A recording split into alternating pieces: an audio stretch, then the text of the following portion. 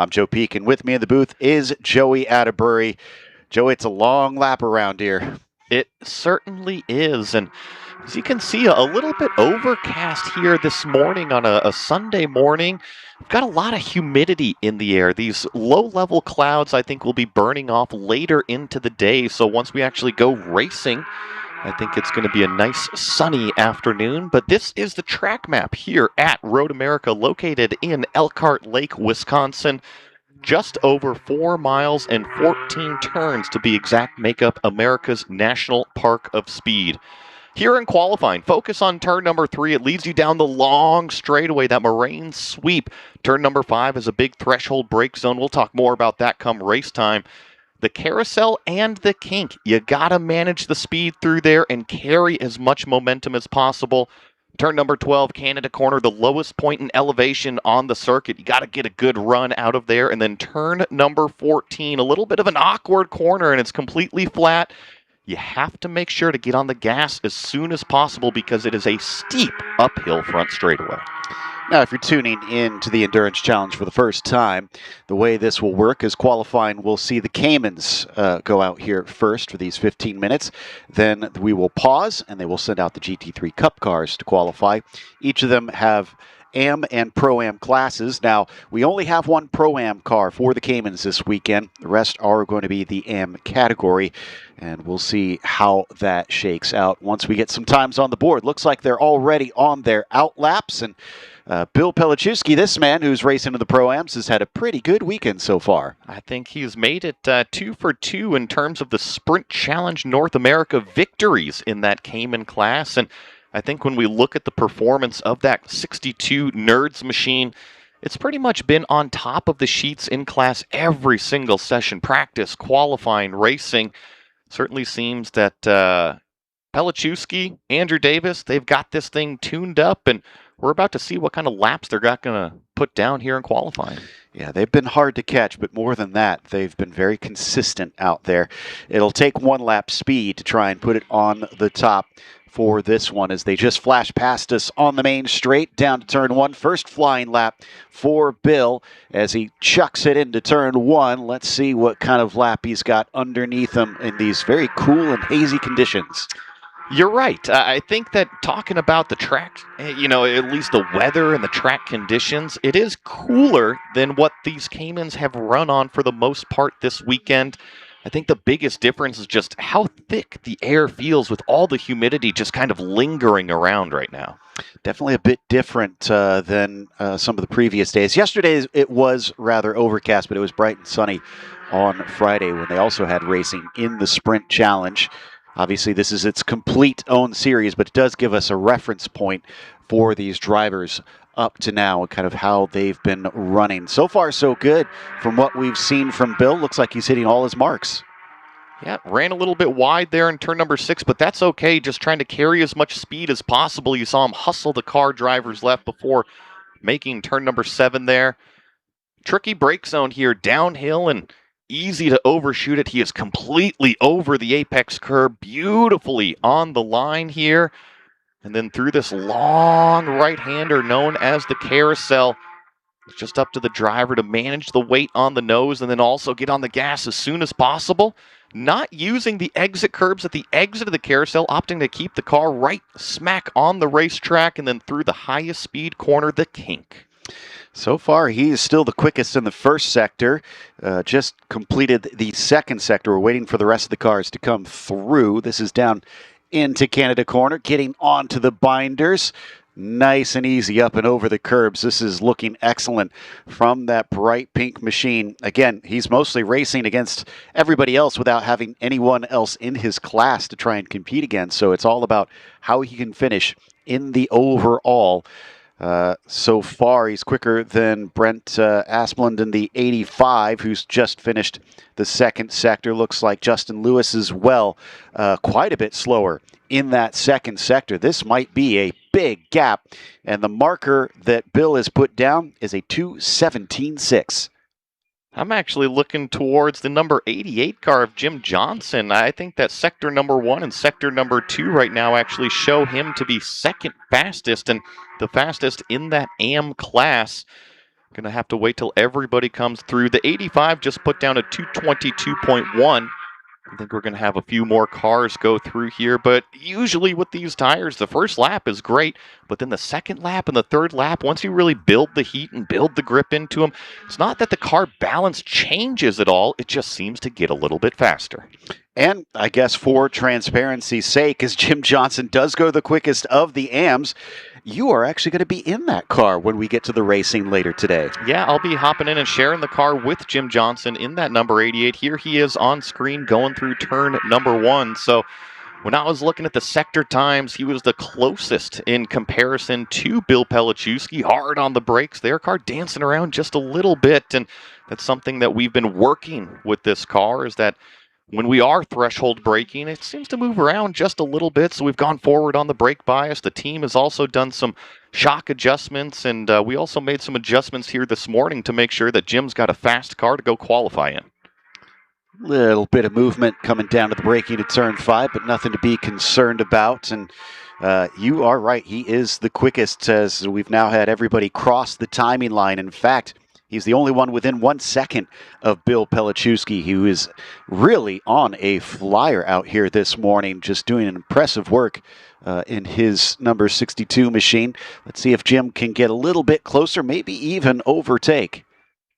Pelichewski, he's going to be tough to catch. I think that I mean, just in general, right? Yeah. You always have the reference cars, and that 62 car has been so fast all weekend. I actually tried to find it in practice yesterday and actually follow it, but unfortunately, every single time I got behind it, they pulled into pit lane. So they were wise to you. I didn't really get any good reference off of it and what that car was actually handling like, but it's going to be the one to chase here this weekend for sure. And he just reset another fast lap, 2:16.55 from the 62. This is Justin Lewis that we saw just ahead of Jim as they come down towards Canada Corner once again. Justin was the slowest last time by, but looking at his lap times, he's doing pretty decently in his sectors this time around. We hop on board once again, a personal best in first and second sector as he comes onto the main straight. Let's see if he can move himself out of fourth in the AMs. I think he should be able to at least improve a little bit with that Sector 1, Sector 2 personal best, and he does go up to third in class, talking about Justin Lewis in that number 75. Jim Johnson also sets his fastest lap of the weekend. He's officially into the 17s at 2:17.94. So that puts him to within 1.3 seconds of Bill Pelichewski, who, as Joey mentioned, did improve last time by. So a little bit farther away than the first lap, but still continuing to try and keep him within range. 6 minutes left. With the lap times being as long as they are, Joey, you really don't get too many shots at this. And I think the biggest difference for the drivers is that when we talk about the Sprint Challenge series that has already competed here this weekend, the qualifying sessions are about 5 minutes longer. So it's a more compact time frame in terms of the session. You combine that with how long the laps are here. You got to be on it immediately. And if you have to bring it to pit road, you better bring it early, because if you bring it late, you're not going to be able to get back out and do laps. Been following more of Lewis coming down through the hurry downs into the braking. Pretty big drop here. And then it's off into the carousel underneath the bridge. I actually got a chance to go and stand over here for the first time. I've watched from a lot of areas on this track, but the entry into this is really fascinating. You have to absolutely commit into there. It's impressive. Well, and did you see how fast these cars are? I mean, those drones are incredibly capable, and I think I saw the drone actually cut the course, and he still couldn't keep up with that Cayman. And certainly want to try and cut a straight line down through the kettle bottoms as well, as it weaves back and forth, and then line up your braking into the 90-degree right-hander of Canada Corner. Then it climbs back uphill once again. In fact, it's a lot of uphill. You'll get a little bit of a plateau here out of Bill Mitchell Bend, but then watch how steep it is coming off of 14 up towards the pit entry. It's not only steep, but it's all of a sudden, right? Flat, flat, flat, flat, and then a steep uphill. And even when you're driving the car, you can feel the compression. You can actually feel the G-force kind of sinking the driver down into the seat as we see the 88 slow coming out of Canada corner. I bet you that Jim is happy with his lap and he's just going to bring it in. Yeah, currently still sitting on the top of the Cayman Am, so he holds that pole, getting very close down to Bill Pelichewski's car. Giving him some extra downforce. Yeah, exactly. But there's what you were talking about. The car just scoots away once it starts to get going. That's turn 8 that we see him going through, and then look at how long the carousel is. I love these overhead shots, and it just seems to go on and on and on, and it's downhill throughout the entirety of the corner, and then they added all that extra concrete runoff, that grasscrete that we've been calling it this weekend, and can definitely use up every bit of that on the carousel exit to get on the gas even sooner in the corner. Now, I'm trying to figure out if we did the 59 come down pit lane, because it was showing us Rotura in the car earlier. Now it's got Tartaglione. That may have just been an update on the transponder. Yeah, so these cars in the Endurance Challenge, they have a driver ID that they can swap between. And it's simply just a button. Usually it signifies 1 or 2 in terms of the driver, and so it could have just been, hey, we need to make sure the right ID is actually on for the driver. And that's what I was wondering. Yeah, I didn't think we had seen them come by us and make that switch. Like you said, you'd have to make it pretty quickly to really make it make sense out here. And since most of them are AMs, they could theoretically put either driver in, but you'd have an idea by this point of who is quicker. And, well, Bill Pelichewski is happy with his lap as well. So we see the 88 still driving around on the racetrack. Jim's last lap time was a 2:39.1. It's a cool down, I would assume. Yeah, and we saw him slow coming up out of Canada corner, but he continued on to start another lap, I think, which is my question mark. Yeah, could be that maybe he was just backing himself up, getting ready for a good go. Wasn't happy with how the one he was driving before was running. I believe this is the 88 that we've got on screen coming down to the kink. And so let's see. This lap, I'm showing also not really well off pace. Yeah, so don't think he's pushing this time by, at least. Car 59 off course at turn 8. That's what I was looking over for. So that's Tartaglione. And turn 8 is that downhill brake zone after the incredibly fast turn number 7. It's easy to get in too deep, but it doesn't say that the car spun at all. It probably just kind of went through the grass on the exit there. Yeah, thankfully able to keep going. Check out the hat. Oh, yeah. Enjoying that. Definitely bringing some style out here to the pit lane. But we will wait to see what these final 2 minutes hold for us as Jim Johnson does pit in this time. So that definitely was an in-lap. Bill still hanging out in the car. Probably going to be taking it back to the garage here in just a second. Since this session will end, we'll have just a short break, and then we'll have the GT3 Cup cars out there running. Watching, I believe this is the 85 of Brett Osplund going through the kink section here. He is currently sitting 3rd in class, in that AM class. Last lap time was a 2:19.9. Got to make up about 0.8 of a second if they want to improve their position in terms of the starting grid to go and get past the 75. And speaking of that 75, they improved down to a 2:18.3 last time. That's within about half a second of Jim Johnson. So the AM pole isn't necessarily settled, though this lap doesn't look like he is going to be quicker. I think, yeah, he should have plenty of time to get back to the start-finish line to try and see if he can give one last push lap. This is the 85 that's just getting ready to complete theirs. And Brent goes quicker but stays in 3rd. Yeah, 2:19.43. It does close the margin, but he needs now about 0.6 of a second, so just over half a second in order to actually improve the starting grid position, move him up from 3rd into 2nd in class.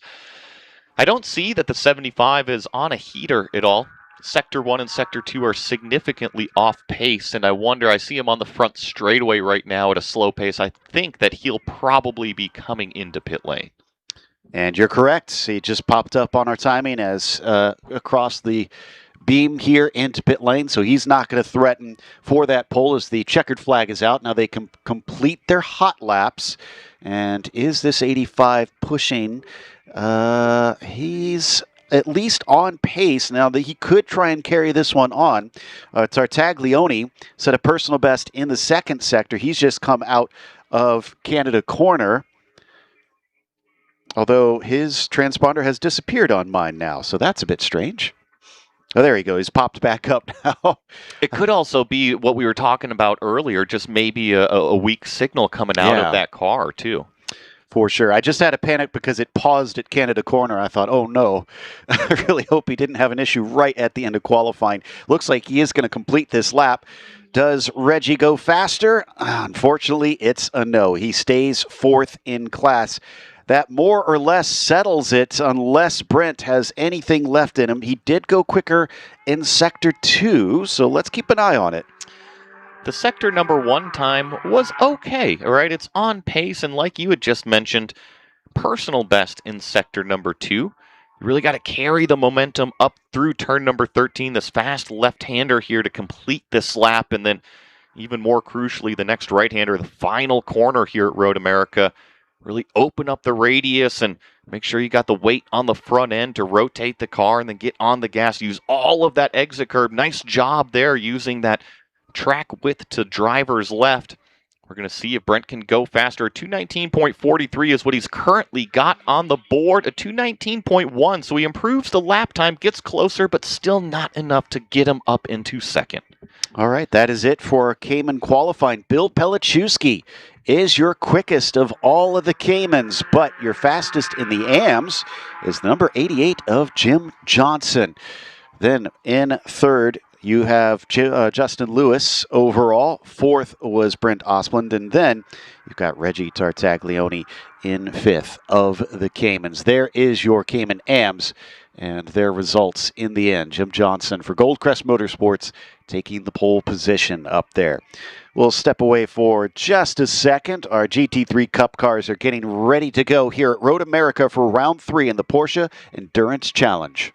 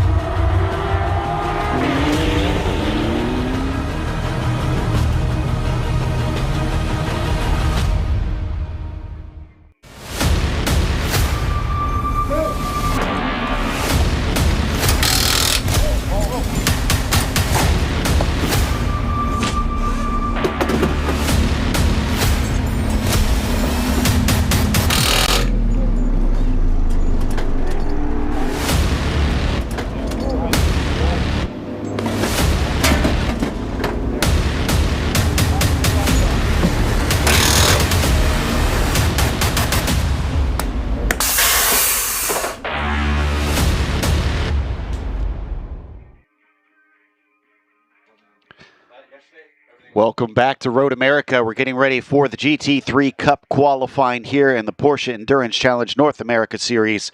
I'm Joe Peak with Joey Atterbury to bring you the action. It is a much bigger field than what we saw with the Cayman, so it's going to be a little bit of a busier track during these 15 minutes. There you see the 288 of Keith McGovern getting ready. Got a couple minutes before they send them out onto the track, but you can see the teams are all ready to go. Drivers are buckled in, ready to hit the gas as soon as they're told that the pits are open and they can be released. Patiently waiting, right? Patiently. I think that everybody's probably anxious to get going. Not only that, but I mean, the cars and the teams, they've had these race cars out on pre-grid for at least an hour already, right? So pre-grid was open, got to get the cars over there, and then you move them down to pit lane. Then the Caymans got to qualify, and these GT3 Cup cars have just been kind of hanging out, waiting, looking for their green flag, and anxious to get on the track, I'm sure. Without a doubt, it's been a long weekend, and like we've been talking about, we've had the Porsche Sprint Challenge series racing with 4 different races having take place in the North America Series. USA West also joined them this time around to have their 2 races. There's Blake McGovern as well, Keith's son. So Blake ready to join Dan Clark once again. They've had a pretty good season so far. They took the win at Sebring, took second at Sebring and then took the win at Sonoma. That ties them with Daniel Morad and Roberto Tino, who have the reverse, where they won at Sebring and then had second at Sonoma. See if they can try and make a difference here this weekend, get themselves up on top once again to try and pull away, because we only have 4 rounds. It's a very short season this year for the Endurance Challenge to try and set yourself apart. Pretty cool shot of just the inside of the car there. You saw the safety nets and whatnot, just making sure that if anything bad does happen, you know, there's so much safety gear involved with all of these cars, not just the driver wearing their suit and the Nomex and the helmet and the Hans device and whatnot, but then you also have the left side nets, and then in the endurance side of things, not sure if you saw that surgical tubing on there, but it's basically like a little bungee cord. So that way when you drop that window net, it actually kind of springs it back out of the way. Lots of fun little speed additions the teams kind of take with those. Same thing with the belts, right? You can use magnets or little bungees to kind of hold the shoulder belts up out of the way in the case of the driver change when we have those pit stops. So lots of neat little, call it creative additions that the teams and the drivers try to utilize to make everything as efficient as possible. The 260 ready to go. That car of Daniel Morad and Roberto Tutino. Seeing if it is going to be Roberto. Yep, he is in that car getting ready to take the lap for this one. Of course, naturally, you'd want him in the car so that Daniel can hop in to finish the race. And, of course, the 248 of Frank Vitiello ready to go as well. We saw that Porsche badge on these cars. This series, all a part of that ladder system that Porsche has built up. The Sprint Challenge kind of has become their entry-level series where drivers get to test their feet in the pool of professional racing.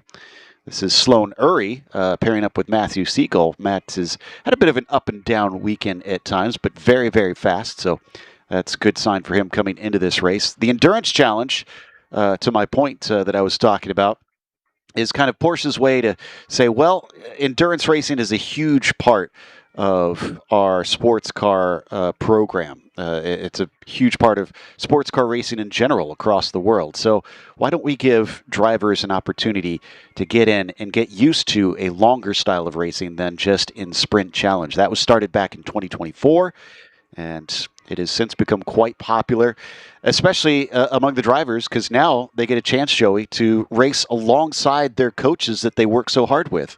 Yeah, the coaches do have an opportunity during test days to hop into the car to kind of help with the data laps, the reference laps, and the car setup. But yeah, if you want to share the car with your coach, you're going to have to look for a multiple driver series as we get the green flag out on the racetrack. So it gives exactly what you were talking about. Reference from the normal driver and then also reference from the professional driver, and then you can compare those data overlays, and it makes it so much easier to say, hey, you know what, down here in turn number 5 you can go a little bit deeper on the brakes, or look at the minimum rolling speed through turn number 7, I'm 5 mile an hour faster, or whatever it may be. And so it's just that direct comparison overlay, and can really get to see what the cars can do. So as we said, it's mostly going to be the AMs and the Pro-Am lineups that you're seeing qualifying, because they want to wrap up the race with the Pro in the car. But it does make for an interesting grid, because the rule in this series is the driver who qualifies must start the race. As we watch Blake McGovern send it down in that 240, followed by Keith. You can see two relatively similarly liveried cars. Very similar liveried cars, just a little bit, call it, I like the McGovern car with the green and the white and the orange, and that's odd for me to say because I'm not an orange fan. I don't know how you feel about orange, and it's nothing to do with orange on a race car or green on a race car, which people have lots of superstitions about. But for some reason, I am drawn to that livery. It's very Irish coded. It is, yeah. Which, with McGovern name, I think makes sense. But you can see they've also got those flashes of it on Keith's car with the black, which I love. I do love a black-colored car. He's following quite closely behind Blake coming down into the kink here. He may want to back up, give him some room, because they're on the out lap right now, and I don't think he wants to start immediately behind that 240. I would agree with you if I am in the car. I like to have my own space out there, but I always think that everybody drives just a little bit different. Some of the drivers like to have a reference directly in front of them. They can chase a car very, very well, and I think that's what we're seeing right here, is send the cars out together, have the faster of the two cars out in front, and simply go chase him. Well, coming up the hill, Catch the McGovern is what it's called. As he comes across the line, they are up to speed fully. He's not going to give himself more room. Wonder if he's thinking there's a little bit worth in the slipstream around this track. A couple other drivers to watch out for is Matt Smith. Could have a surprise up his sleeve, as at times he was way up the order in the Cup car races earlier on this weekend. And then Brandon Hankins, who's seen a lot of success over in the USA West Series. But on board with Blake McGovern, one of the fastest parts on the track. You can see up to 240 kilometers per hour, 250 before he gets on the brakes. Keith following him into that brake zone. So far, no problems, staying close behind his son's car. And for reference, that's just over 160 miles an hour if you're looking for the Big Max per Freedom Eagle units. It's quite moving over here. I think they're doing about 160 at 3 separate times on this racetrack. The front straightaway, the Moraine sweep, and then also the back straightaway. This is turn number 8. Get the car all the way to apex. Excellent line. And now we're seeing the separation between the two cars, Joe. So I think it's, Tutino around, I believe, in the 260 car. This is at the exit of turn number 3. Just got to make sure that when you pull it back out onto the racetrack, nobody's coming, because he's at a pretty severe perpendicular angle. He's got a couple cars that he's got to wait for, unfortunately. There was many behind him without much of a gap. Obviously, now there is a yellow flag in that area that may compromise a few drivers on this first flyer. Now it looks like he has got it going, and thankfully won't be a hindrance anymore. Here is Brandon Hankins, who I mentioned a little bit earlier, and he's on a pretty decent lap. Keith McGovern actually was purple in the first sector, but it was Blake who was purple in the second sector. So when we talk about that, purple is a signifier of you are the quickest of anybody out on the track. And as we watch Brandon Hankins come up the hill, he's off course, and he finds his way back on. Thankfully, without more drama than just a bit of a brief run through the grass, but now He's got all kinds of gunk on the grill. Yeah, and you see him moving the car back and forth, left, right. He's trying to clean the tires up, and not only clean the tires up, but try to get rid of some of the grass on the grill. I mean, I think he's going to have to hit pit lane. That thing was pretty well covered in terms of this front grille. I know it's a little bit tough to see, but if you see any green on the front end of that car that's not the bright green vinyl, that is restricting airflow straight to the front end where those radiators are and whatnot. So the driver, he's going to be watching the temperatures, watching his dash right now. If he can complete this lap, try to put in a clean lap for a good qualifying effort, but just keep an eye on those temperatures. Yeah, we got a closer look there, and I think you're right that he may have to try and come and clear that. We might get a second look at things here in a brief moment. So this is that spin, actually, that we saw from the 260. Late in the corner, the rear just decided it has no grip to give anymore. Car was rotating, right? And that's exactly what you want as a driver, is the car to rotate at apex, but then you have to modulate the throttle when you actually jump onto the gas. Otherwise, over 500 plus horsepower can certainly get squirrely underneath you. Of the first laps that we've seen put down, Blake McGovern is actually our quickest right now at a 2:11.3. It's half a second over Rob Walker in the 2:82. So a decent margin around this track to be expected, though, as it is a pretty long lap.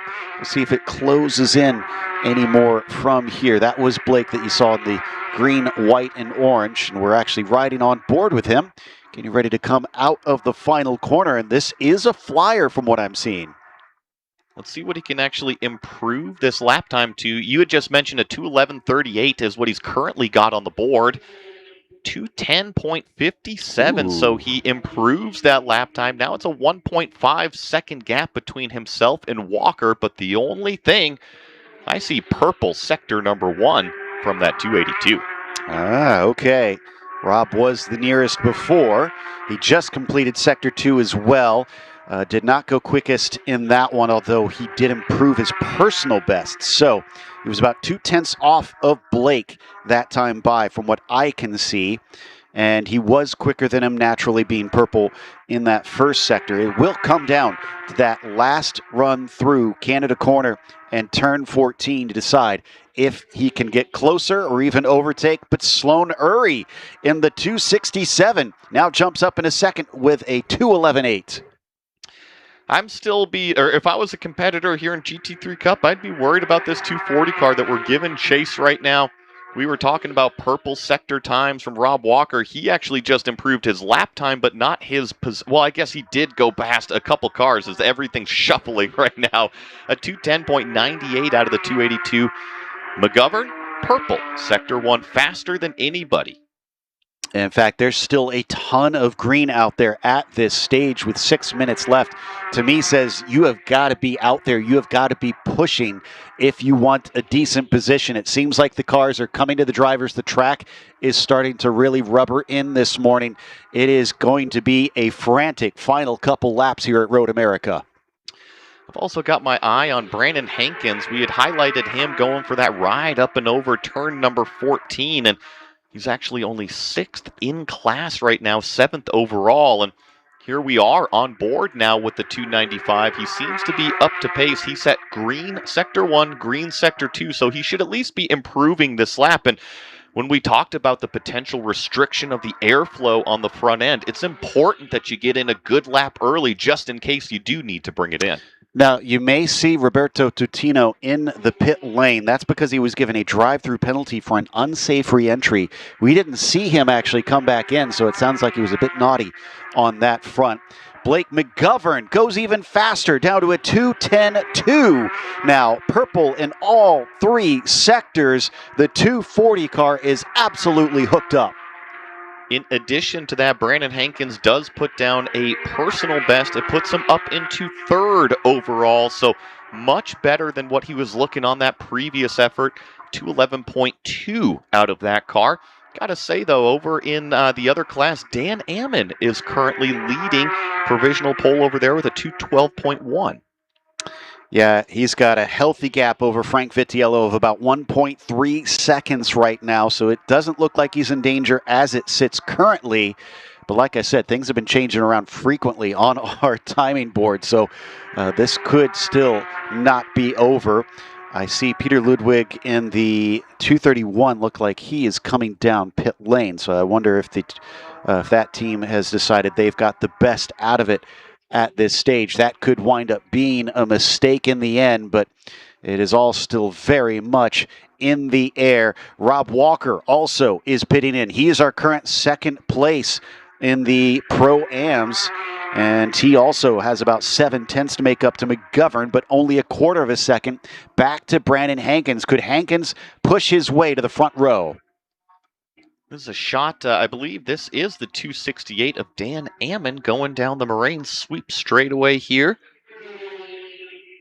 Going to be looking towards those turn number 5 brake markers there that you see on the driver's right side, on our left side of the screen. They look like the track map, but on the other side of them, they have the 500, 400, 300, 200 boards to make sure the drivers know exactly where to press that brake pedal and how deep they can possibly take it into some of these corners. Up and over the hill to turn number 6. Car gets really light on its feet, and there's the car that you were just talking about. Peter Ludwig has already brought it into pit lane. I also see that Rob Walker has brought it into pit lane as well. Interesting. So, and Blake McGovern. So, our provisional pole sitter has called it there. Is there going to be another twist in the tail? Yes, there is. Brandon Hankins just moves up ahead of Rob Walker with his latest lap of a 2:10.959. That was 200ths quicker than Rob. I'm going to put my tinfoil hat on over here. So we talked about the grass being a restriction on an airflow. Well, if you follow some oval racing series, especially in top-tier stuff, I mean, what do they do on the front end of these cars to add a little bit more downforce? They stick some tape on there. I mean, that's pretty much the exact same thing. I am not sure about the aerodynamic properties of grass on the grill, but as Blake comes down to the end of pit lane, that was a bit strange. He just completely blew through the signboard there. I don't know if that was a practice or what, but yeah, completely blew the pit stall. Whoops, lesson for later. Dave Musial Jr. has gotten in to the 231 from Peter Ludwig. Nope, excuse me, it is now switched back, so that may have been a mistake on their part. In the meantime, we're watching Brandon Hankins just taking that second place. Is there any more inside that car? Does Brandon think he could take the pole away from Blake? Well, sector number 1 says no right now. He's about 4/10 off of Blake's time in sector number 1. Sector number 2 is right at the middle of the kink, or right before the kink, I believe. So he's about to cross that timing line.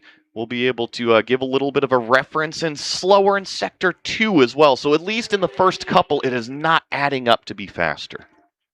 Still time to start another lap. Our provisional pole sitter in the AMS, Dan Ammon, is currently in pit lane. Frank Vitiello did improve to roughly half a second behind Dan on the last lap by. Let me see if Frank is still. Yeah, Frank is pushing because he's got 2 personal best sectors right now. I don't think he's got enough that he is going to overtake Dan on the lap time for what I'm seeing in those sectors, but don't count anything out. Also, I just noticed Dusek crossed the line. He's sitting 3rd in that AM class as well. He's had a little bit of an up-and-down weekend in Sprint Challenge, and really to no fault of his own. So big shout-out to the team to make sure that car is all fixed up and ready to go racing here this afternoon. And good qualifying effort so far from Matt. Meanwhile, looks like Roberto Tutino has jumped up into 8th in class. So the Pro-Am's continuing to shift around. His latest was a 2:12.6. The goal that everybody is aiming for in the overall is a 2:10.2 currently. So somewhat close up and down through the field at this stage as the drivers find themselves 12 cars within roughly 3 seconds. Ooh, I see that Sloan Uri wasn't an improvement on the lap time, but was green in sector number 1 and sector number 2, just trying to highlight some of these cars that are still setting faster or potentially faster laps. Tutino is green in sector number 1. Dan Drowan is green in sector number 2. This is Dan on screen right here. Call it the gunmetal 298 car. We'll see if he can jump up. Of course, Dan has recently transitioned from the Caymans up into these GT3 Cup cars here in 2026. That's a good point, yeah. Hopping over here as the checkered flag is officially out, they can complete their hot laps, and we've got around 8 cars or so that are on course. First to take that checkered flag was Henry Marshall. He stays 4th in class. Drowan does not improve. He stays in 9th in the GT3 Cup Pro-Ams.